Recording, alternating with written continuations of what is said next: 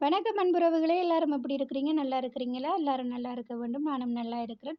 இன்றைக்கு நான் முருங்கைக்காய் கறி தான் செய்ய போறேன். எனக்கு தெரிஞ்ச மாதிரி முருங்கைக்காயெல்லாம் சுத்தமா கழுவி எடுத்து நான் வெட்டி எடுத்து வச்சிருக்கிறேன். அதுக்கு பிறகு கடாயில கொஞ்சம் எண்ணெய் சேர்த்து, கடுகு, சீரகம், வெந்தயம், கருவேப்பிலை எல்லாம் சேர்த்து வதங்க விட்டுருக்கேன். அதுக்கு பிறகு வெங்காயம், தக்காளி பழம், பச்சை மிளகாய் எல்லாம் சேர்த்து கொஞ்சம் வதங்க விட்டுருக்கேன். வதங்கின பிறகு உப்புத்தூள், மிளகுத்தூள், ஜீரகத்தூள், மஞ்சள் தூள் எல்லாம் கொஞ்சம் சேர்த்துருக்கேன் சரக்குத்தூள். அதையும் நல்லா கொஞ்சம் எண்ணெயில மிக்ஸ் பண்ணிவிட்டு, சுத்தமாக கழுவி வச்சிருக்கிற வெட்டி வச்சிருக்கிற முருங்கைக்காயும், உருளைக்கிழங்கும், கேரட்டையும் நான் அதோட சேர்க்கிறேன். சேர்த்து போட்டு மிக்ஸ் பண்ணிவிட்டு, லேசாக ஒரு சொட்டு தண்ணி விட்டு மூடி வச்சிருன்னு சொன்னால், அது கொஞ்சம் நல்லா வெந்து வந்துடும்.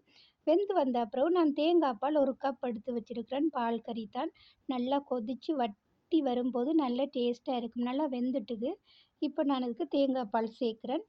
தேங்காய் பால் சேர்த்து நல்லா கொதிக்க வச்சுட்டு அதுக்கு பிறகு நாங்கள் கொஞ்சம் வத்தின பிறகு எடுத்தோம்னா சரி நல்லா இருக்கும். நல்லா திக்கா பாருங்கள் எப்படி இருக்குன்னு சொல்லி வெள்ளை சோற்றோட சாப்பிட அந்த மாதிரி இருக்கும். பிடிச்சிருந்தா லைக் பண்ணி, கமெண்ட் பண்ணி, சப்ஸ்கிரைப் பண்ணி சப்போர்ட் பண்ணுங்க உறவுகளே!